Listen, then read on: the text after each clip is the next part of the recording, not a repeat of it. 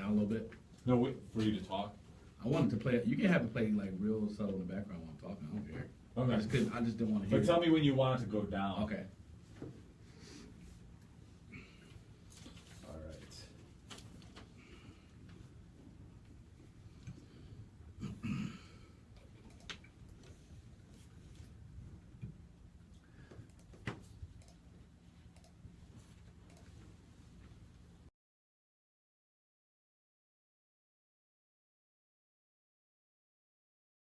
The #1 enemy of the fanboy.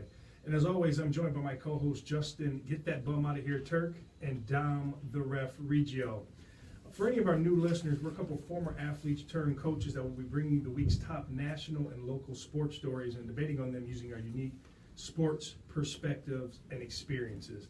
But before we get started, we usually go into our commercial, but I got a little rant that I wanted to go on today and some things I wanted to talk about. So social media was blowing up today, a lot of things going on, and for a lot of you, and this would be for more of the local people, back in, I think it was December, the Brother Rice head football coach was fired.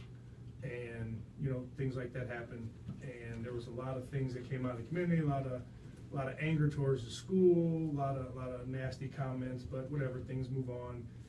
You know, they got a new coach, and life moves on. So now the former head coach of Brother Rice is now has an opportunity. He's working over at CC in the administration. And today I saw a lot of negative comments on social media, and just wanted to say for a couple things. One, people are in high school more, and as far as high school sports go, and even though Brother Rice and CC is a heated rivalry, you got to remember the man. He has a family, he's got children, he's got a wife, and he's got to support them. So if he has the opportunity to go back and do what he likes to do and work, whether it be a rival or whatever school it is, I think that's kind of trolling somebody and be a little immature on that part. And I think those type things should be cut out because the guy's got to take care of his family. On the other hand, my other biggest rant is at the Brother Rice community. When this did happen, right, a lot of people came out. I think the day that he got fired, there was an article like a half hour later, and Mick McCabe was all over Twitter and just putting a lot of stuff out there that no one really knew. You know, all you knew is the guy got fired, and it was like everyone had this scoop and knew what was going on, and nobody really knew what was going on. It was just the coach got fired. And a lot of people jumped up and, you know, cursed the school and just kind of, to me, being an alumni was kind of hurtful. And I just like to go out there and say, hey, you know what, sometimes people get fired. Sometimes people aren't good at their job, and, you know, it's results. And if you're not getting those results, you're going to be fired, let go, and the organization's going to move on. Happens in high school, happens in college, happens in the pros. And there's nothing wrong with trying your best and not being good at what you do. And I think a lot of people in that community need to, number one, get your facts straight, understand what's going on, know the situation before you start making comments about things you don't know about, and then just keep it moving, because in the end, it is just high school sports. Nobody's getting paid millions of dollars, and that's kind of my rant today. But we will get more into that as we move on in August to our new show format. We'll just be dealing with high school, college, and pro sports. And when we get into our breakdown of high school conferences and things, we'll go a little bit further into the story as the season goes on. But that was my rant right now. But before the show gets started, just wanted to let you know that today it's brought to you and sponsored by Blaze Contracting. Rock Turk Sports Show is brought to you in part by Blaze Contracting.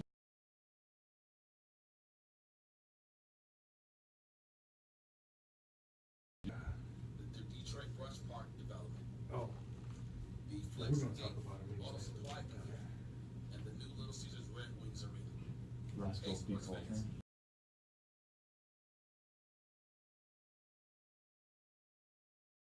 Exterior property or infrastructure, you need to give Blaze a call. They can provide valuable assistance from the beginning stages all the way through budgeting, design, and of course, the construction process. I'll Based do on this your now. project. You will experience the Because I may administrative not ease stop. provided by Blaze that will ensure that your Okay. project will be completed on time. Give them a call today. Call 313-361-1000 or visit their website at www.blazecontracting.com.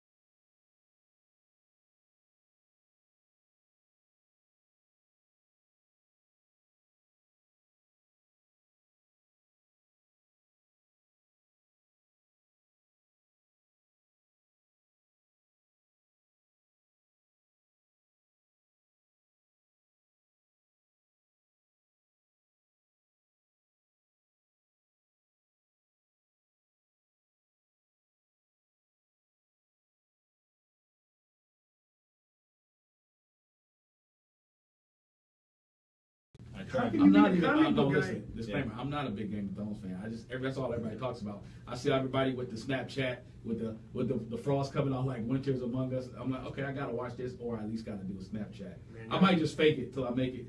Put something on my profile like Winter's Among Us. I ain't seen one episode. Oh man, you know what? Did you see some in the NFL, especially for the AFC? They're doing, you know, because it's like there's a kingdom and there's like 7 kings and they're trying, or 7 kingdoms they're trying, and so they're doing.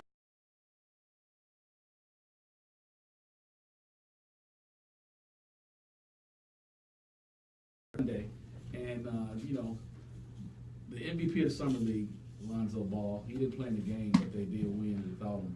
I don't even care about summer league as far as, you know, who won, who lost. But one thing I got to say, and I said this a while ago, I think with the sideshow that was LeVar Ball, that people forgot how good Lonzo Ball was, about how many easy buckets he was going to get. Lonzo Ball is the first player in summer league history to record 4 double-digit assist games in one summer. And I know people say, oh, it's summer league. Well, nobody's done it. And I think at some point we got to start saying, hey, this guy might.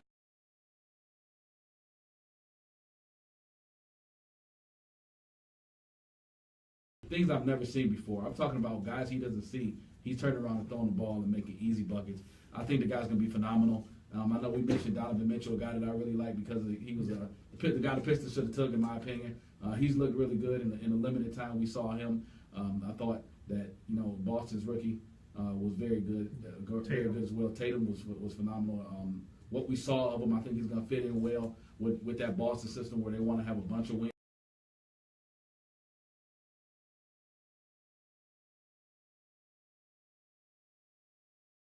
I'm not saying he's going to be phenomenal. And Biggie Smalls from Purdue, he had a great showcase too. He was better than I thought. I'm gonna be honest with you. Boy, you didn't think he was I didn't good? know. I thought he would be a very good rebounder. And for those who don't know, what we're talking about the 6'8" power forward from Purdue. Caleb Swanigan. Yeah, Caleb Swanigan, who in Portland, who was a Portland Trailblazer, who was a double animal.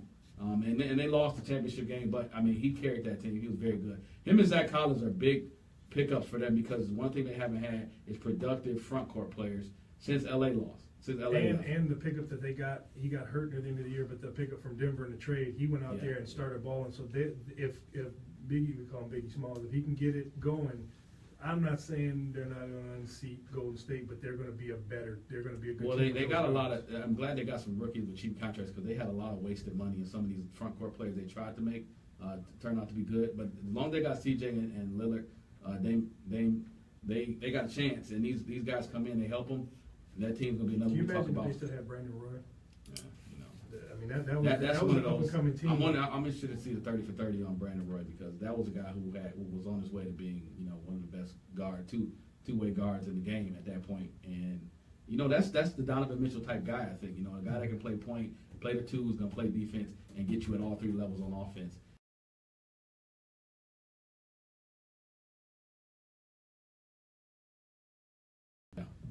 And you know, especially with KPC being out there and all that, I think that what you saw was, like you said, I think he's still got to work on his shot, and Absolutely. I also think that I don't know if he can stay in front of guys. I don't know if he can. I don't know if he's going to be a very good defender, but as a 6'6" guard, I think you got some room for error at 6'6". I'll just say that you got room for error, whether you're playing off a guy or whether a guy's getting by you and you still can adjust his shot from the side or from behind. 6'6", and he's a long 6'6". He's not. You know, he's not like Luke Kennard, who's got short arms. That's another thing about him. I'm not going to bash the guy because he's a phenomenal shooter. But Lonzo's a long guy. So, you know, we'll see. I think the guy's going to be very good. Dennis Smith, another phenomenal talent. Like I said, this class has a chance to be exceptional. I'm talking Hall of Fame type.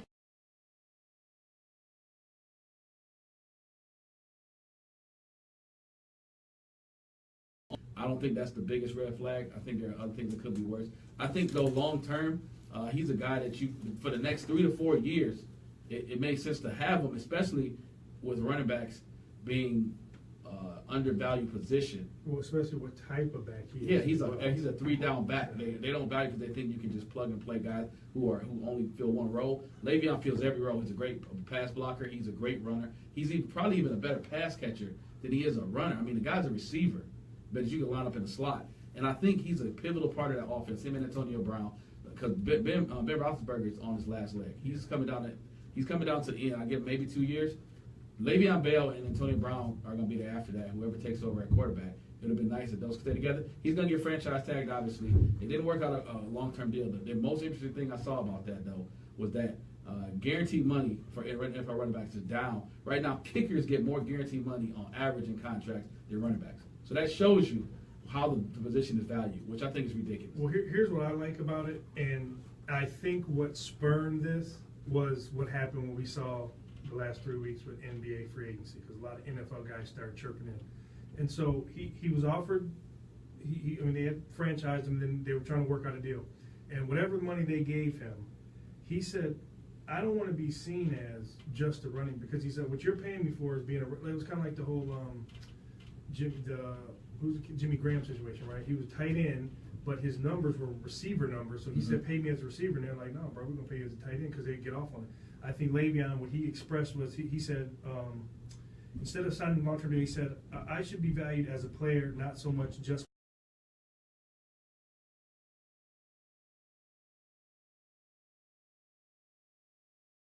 a punishment to the point where But he was 6'5", yeah, and that was also. but I mean, he was good for a year, and then all of a sudden the bottom just fell out where the guy went out the league, and I don't think you're gonna get that out of Le'Veon Bell because he's so multi-dimensional with his size, and he doesn't take a lot of hits. Shame on Pittsburgh for not starting. And here's the other thing too: in this era of spread, what's one thing that's happening? The linebackers are getting smaller. Yeah. So you're not getting the guys that are 250, 260 running. You're getting the 215 to 2. You know, look at Arizona. Look at Sewell Cravens. They're 215 pounds. Maybe saying he can. It's not the same physicality. So like you said. Yeah. And Kirk Cousins, he didn't sign his contract either. I don't think this one was as much of a surprise to me. He got franchised last year. He's got franchised this year. If there's one position, and I'll talk.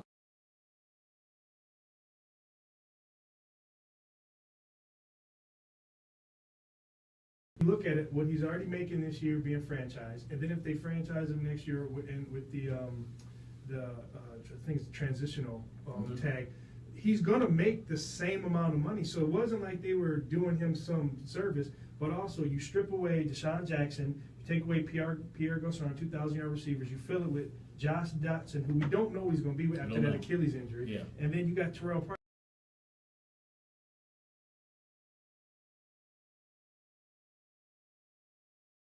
Very interesting, and I went back and looked in the backlogs. And one thing that was very interesting was when Zeke's father, when he was drafted, came out and said that Zeke's a great player, he's a great, phenomenal athlete, but he's still a kid and he has a lot of childish behavior. He warned teams when he said that. And one thing we've seen out of Zeke the first couple of years is that he does a lot of childish stuff. And this one is just another.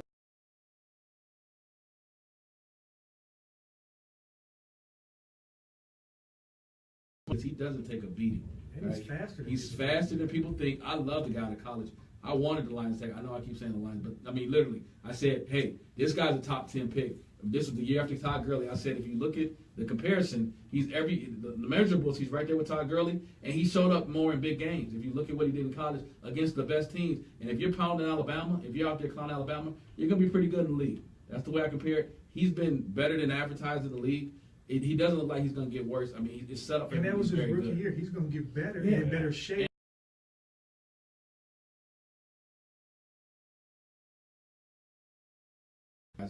Forever under Jerry Jones' watch, and it's going to be tough to start doing something like this now with this guy. And he's the on league, the clock. He thinks he's about to die, so he's trying to get this Super Bowl. Yeah, if the league sits him down, hey, nothing you can do. But for Jerry Jones to come out and do it, I think that really would be out of character considering what type of guy he's had in Dallas all these years. And could have been worse. Could have been worse. Punching the guy at a bar. I mean, come on, he might have deserved it. That's what I'm saying. just let your buddy do it. Yeah. That's what the entourage is for. Take the punch. Mm-hmm.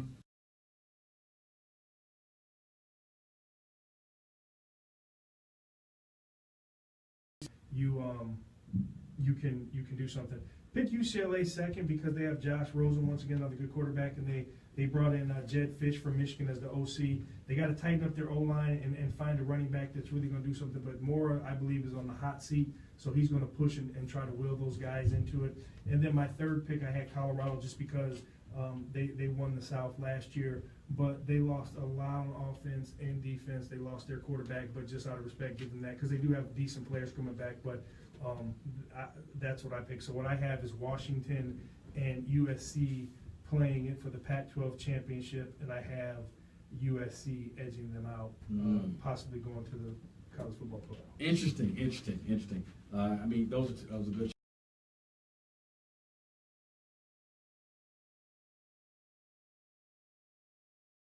I think Stanford's always got a chance. They've got a puncher's chance. And then I want to get over to the South because for the first time in a while, I'm really excited about the UCLA matchup because I think Josh Rosen and Sam Darnold have a chance to be everything you talk about in the West this year. As far as football, out past the Mississippi. I think it's been a long time since we had two quarterbacks this well regarded. And the question is I think coming into college, Josh Rosen was the best recruit in his class. The question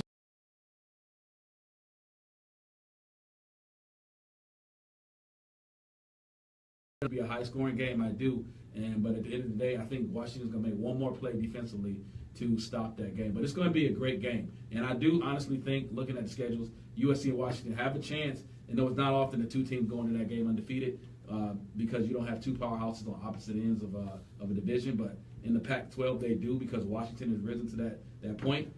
It's very interesting if those teams are both going to be able to stay undefeated and get to that chance because they've got the capability out there. I think Washington probably has an easier schedule. Yeah, absolutely. USC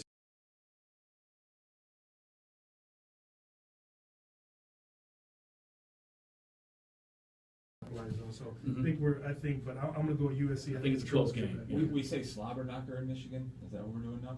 I mean, that's just an old football term. Slobber knocker. You got to say like slobber knocker. Yeah. I always hear that down south. Slobber knocker. Well, my family's from down south. I got roots down there. So. All right, I'll let it slide this time. So that was, like I said, finishing up from last week, that was pretty quick, so we didn't need to really get into everything. But I still think it's the pathetic 12, as we used to say, we're in the Big Ten, so I don't care.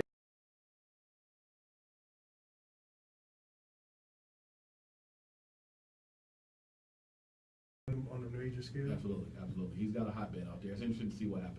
So this is one of my favorite things now. I get real excited about it. I don't know who it is. I do have suspense like everybody else. So right now is time for Turk's Bum of the Week.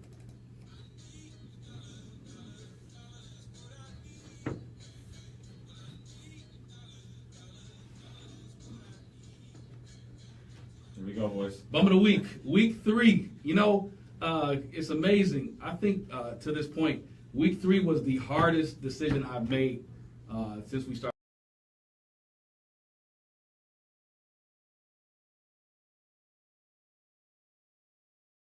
Worthy, although I gotta say a little bit about you being the side piece and you catch a herpes. That's almost like how mad can you be? But we got Mr. I Believe I Can Fly, R. Kelly, who's getting accused of harboring underage girls, and they coming out and saying, half of them saying that I'm not underage, I'm 18, and then other half say he is brainwashed. What did we say about Ezekiel? That's a pattern, right? We've been going back to this since Aaliyah. He likes him, yeah. It was funny when he married Aaliyah, we was all on board, but we never counted the gap.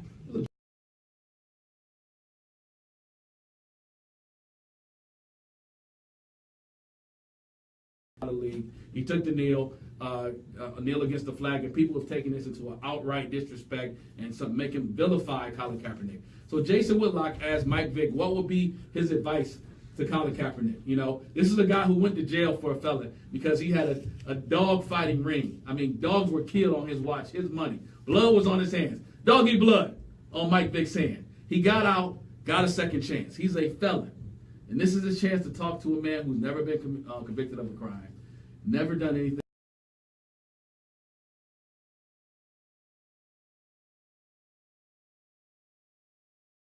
Afraid that the black delegation was willing to give away you for anybody. You was on the block. The clock was counting down. And before we could put the card in, Mike Vick came and said, you know what? I'm sorry. I didn't mean it. Really, Mike, you didn't mean it. So what did you mean? When you said he needed to cut his hair? Because I'm interested. There's a lot of guys who came out, not just black.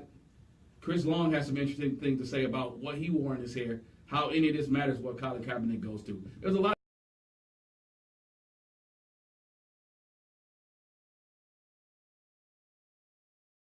if you're in Atlanta, you look up at that shiny new stadium, that $1 billion stadium, and you turn to your head and you see a 6 foot tall, dark skinned, fade wearing Mike Vick standing next to you. Give that man $1, because he's a bum. You know what you should have done? You should have done the most deaf. What would you say? The black delegation. we at the black delegation would like to trade Mike Vick for Chris Long. That would have been great.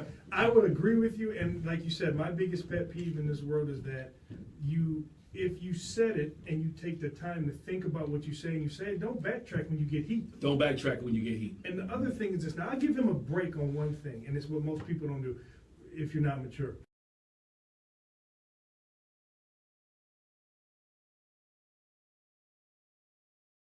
They said they'll stop coming to games. My whole thing is he shouldn't have said that, because you're basically acquiesce saying that Colin Kaepernick has done something wrong, and for that that's why I would say he's more the bum of the week. And then you know what? Why do you have to change your blackness? Now he's not doing anything wrong. He's got an afro, and nobody tells a white boy when something's going on, something's not right, that you need to change your physical appearance or how you look or how you dress. And especially if he's not all out of the picture. So everyone loves Conor McGregor. How he's got tats, he's tough on this. When they see Colin Kaepernick's tats first came out, he's a thug. He's furthest thing from a thug, right? So very well spoken. So what I don't like is that when he's standing up, when black people stand up for themselves or say something, the first thing is, and other black people come out and say, you need to tone it down, change your clothes, cut your hair, kind of blend in. But no, that's not right. So yes, I agree. And the thing is that Mike Vick is talking like this in an era where we are seeing people gunned down because of the intimidation of the way they look. Yes. And so this is a sensitive time in history. For him to say that on the air is extremely reckless. You know you're going on Jason Whitlock. You know what's coming. You got to prepare. You should have talked to your handlers and said, that's probably not Mike. You probably shouldn't say that. But here's the other thing. And you want to talk about bum of the week. Did you see the video of the interview? Yeah. Did you see how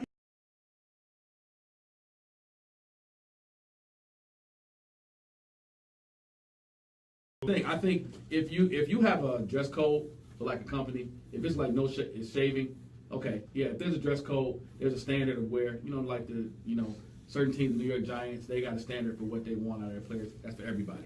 But for you to say, hey man, you need to get it together. You need to cut your hair. For a guy that's never done a crime, never done anything wrong, all he did is try to stand up for you, Mike Vick. Yeah, basically. The whole world could be mad at you. If you cut your hair, you're fine. Now think about it, and I said this too. I know we want to move on, but you really could you imagine if Colin Kaepernick cut his hair, and 2 days later he was at the Ford Field for a press conference signing the contract? You know what type of you telling me that a owner is gonna say he cut his hair so he was ready to sign? That would look completely ridiculous. Like that would look even worse. I think he's going to be okay.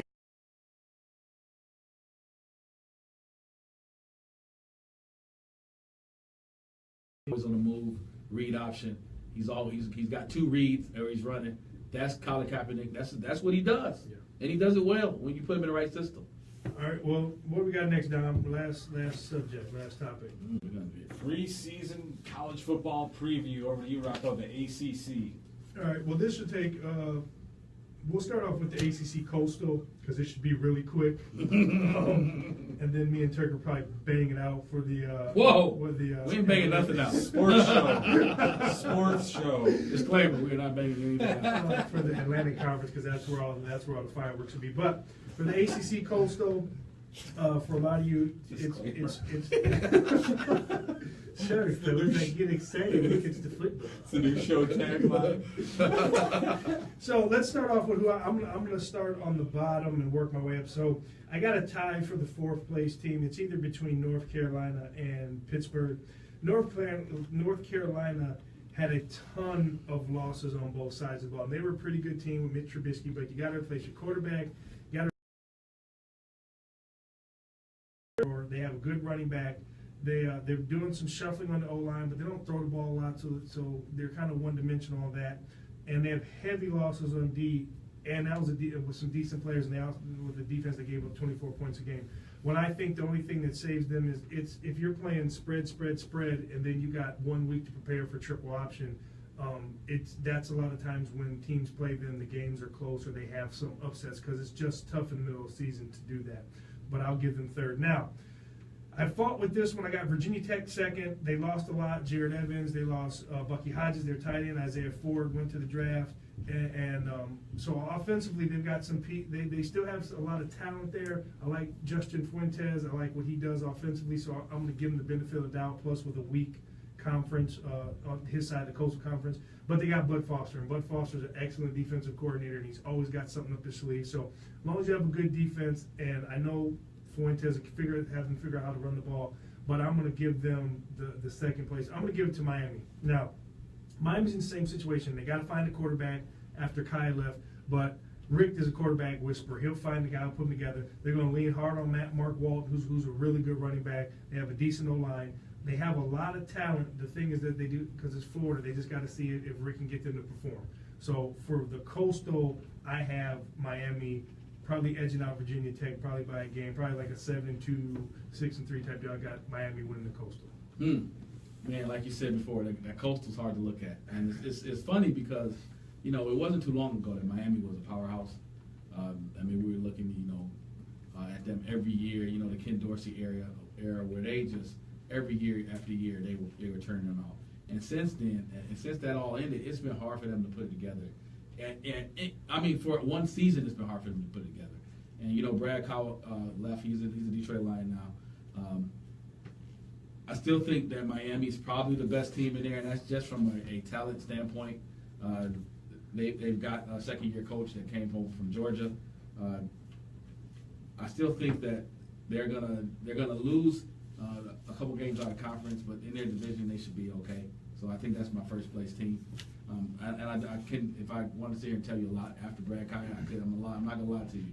It's not the Miami of old where there's not even a lot on that team to even talk about, because basically their best players are probably recruits coming in or red shirts that haven't played yet. And you just expect, because of Miami, that they're going to put enough on the field to beat such a wretched division.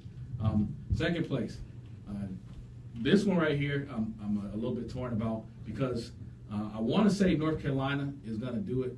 I know they lost Gene Chizik. He ended up retiring. And, he's always been a phenomenal defensive coordinator. And they basically lost they lost everything offensively. I mean, they lost both their running backs, Elijah Hood.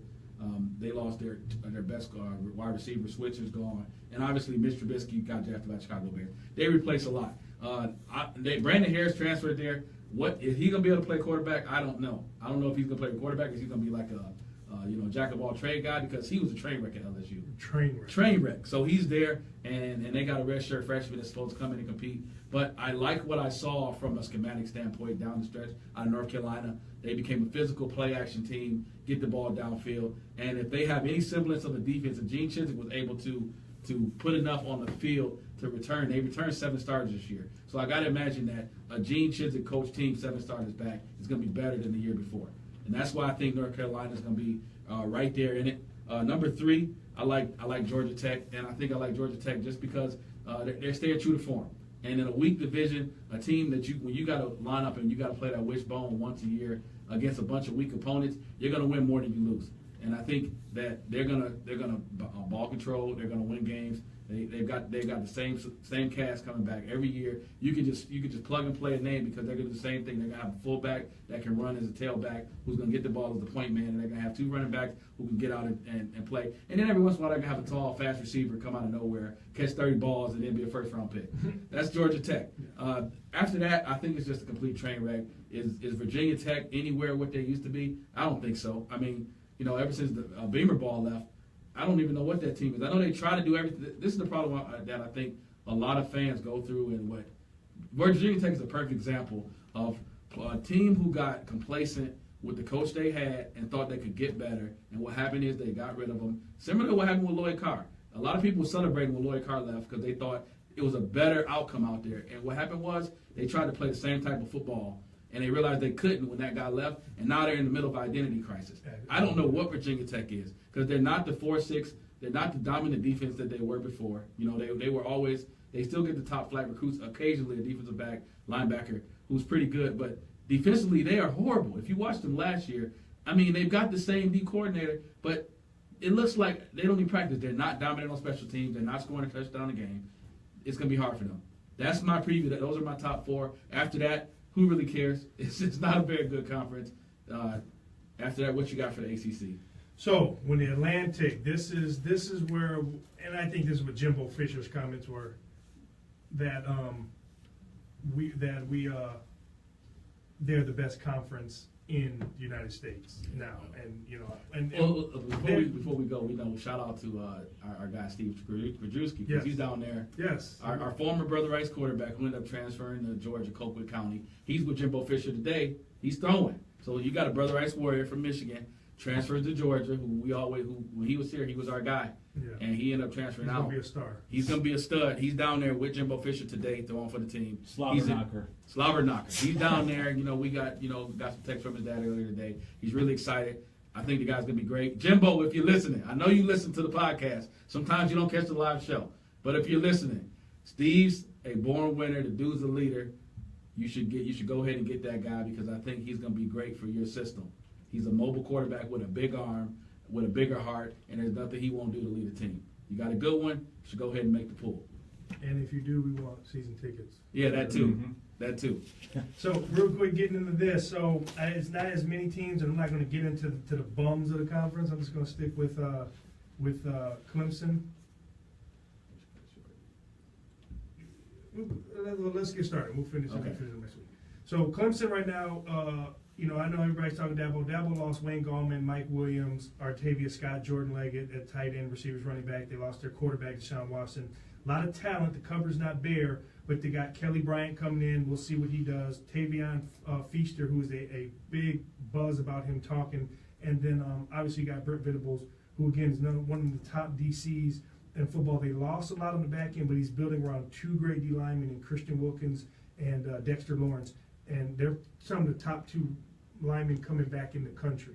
So with that, I got them 3rd. I got Louisville 2nd. Lamar Jackson video game show, Heisman Trophy winner, candidate coming back. Once again, he lost a lot of wide receivers, starting tight end, running backs, and they lost a lot on D. So obviously, with that guy putting up 50 scores, and hey, you'll have a winner's chance. A puncher's Time out chance. real quick, though, before I let you continue. You said Clemson 3rd, right? Clemson Okay, 3rd. I just want to make sure. All right. I got Louisville 2nd.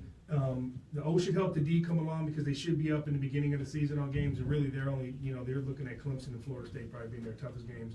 And right now, I know it's the chalk pick, but I like Florida State. Anytime you have a good quarterback, Francois threw for about 3,300 yards, 30 touchdowns. He was learning, made a lot of mistakes, but he's learning under Jimbo, does well with quarterbacks. Derwin Jackson's back after missing last season. You got Tavares McFadden at cornerback, who's pretty good. And you got, your D-line, Josh Sweat at DN, and Derek Nadi, that are 2 really good. I follow D-linemen, so I know about these 2 guys that they can build around, and for some guys they got to replace. The only thing about their schedule is that we're going to find out. Obviously, Alabama's going to tell us where they're at. Mm-hmm. Even if they lose that game, they're still right, but they got to play at Clemson and they got to play at Miami. And like I said, we don't know what those teams are going to be. But when you play in Death Valley and play in I wanted to say the Orange Bowl, it's not the Orange Bowl anymore. You go down there, that could be tough for them. But I see Florida State playing Miami in the AFC Championship. ACC Championship, and my dark horse is VTech, like we said, and then obviously dark horse, I don't know if you say is Louisville, but I just think Florida State's got too much time, too much firepower. And with that, we're going to cut it short there. I know time's up, and we'll finish the ACC next week. One thing you didn't mention, though, Derwin James is a Heisman candidate. That dude is phenomenal. He's a candidate for. I know he's a good player, but he was hurt last year. He was hurt last year. I think he's a dark horse from a guy who can return game and defensively. Yeah. He's a He's super a freak, talent. yeah. He's a freak. But we got to go. That's this week's show. Well, just thanks everybody for listening. Keep tuned. And right now, today's show was brought to you and sponsored by Blaze Contracting.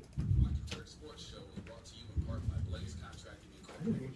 Blaze is an independent civil site contractor that self-performs mass and surgical everything you do like that. excavation, aggregate Then you start talking about installation, Steve, land like, balance and It's not grading, already. storm sewer, It's on. sanitary sewer, That's on. water main installations throughout Michigan, Ohio, and Nevada. Blaze has successfully completed many high-profile projects and is a preferred vendor for many established major corporations and developers doing business in Detroit and across America. Currently, Blaze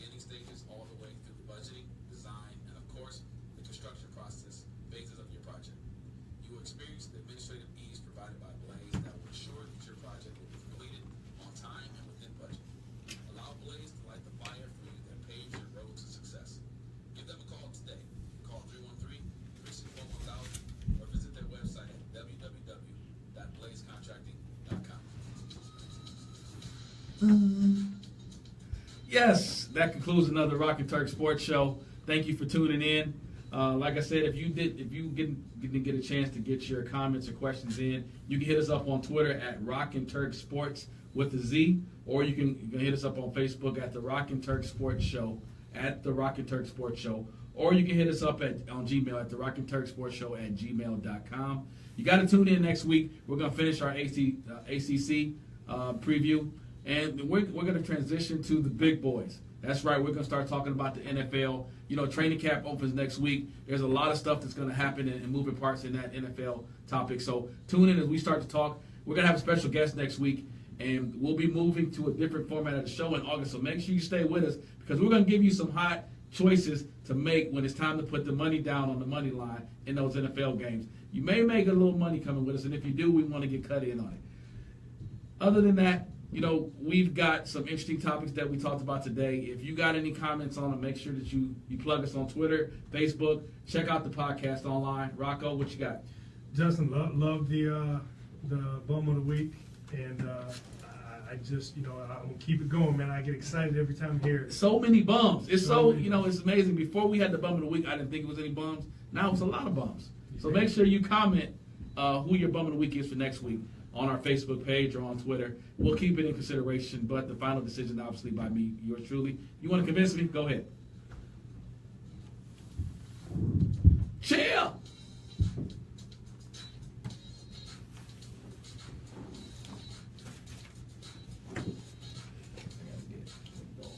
Yeah, that was good, Rocco. You did